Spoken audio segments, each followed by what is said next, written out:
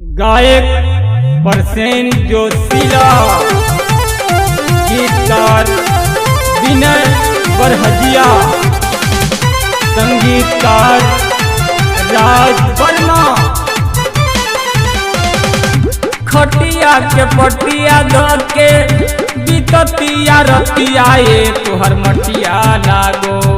खटिया के पटिया धर के बीततिया रतिया ये तोहर मटिया लागो।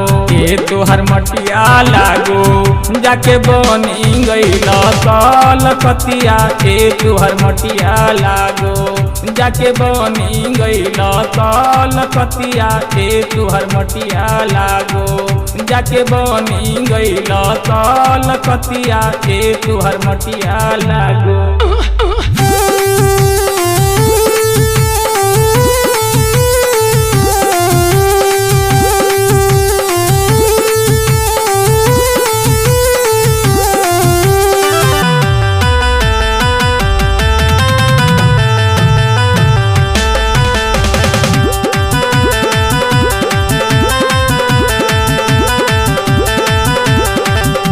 देवरा न जानो के बात ना बुझाइए राजा। जड़ा रोके पाई नहीं तनिको रजाइए राजा। देवरा न जानो के बात ना बुझाइए राजा। जड़ा रोके पाई नहीं तनिको रजाइए राजा। कौनो जादूगर नी तोहार मरले बिया मटिया ये तोहर मटिया लागो। कौनो जादूगर नी तोहार मरले बिया मटिया ये तोहर मटिया लागो। ये तोहर मटिया लागो जाके बनी गईला कलकतिया। ये तोहर मटिया लागो जाके बनी गईला कलकतिया। ये तोहर मटिया लागो जाके बनी गईला कलकतिया। ये तोहर मटिया लागो।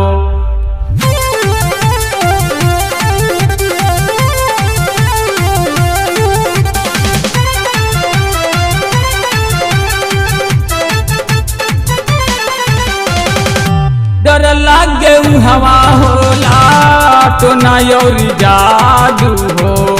हमरा के कोई दे कौनो बेकाबू हो। डर लागे हवा होला तो ना योरी जादू हो। हमरा के कोई दे कौनो बेकाबू हो। केतना बताई अपन दिलवा के बतिया। ये तोहर मटिया लागो। केतना बताई अपन दिलवा के बतिया। ये तोहर मटिया लागो। ये तोहर मटिया लागो जाके बनी गईला कलकतिया। ये तोहर मटिया लागो जाके बनी गईला कलकतिया।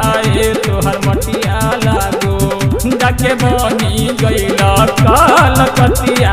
ये तोहर मटिया लागो।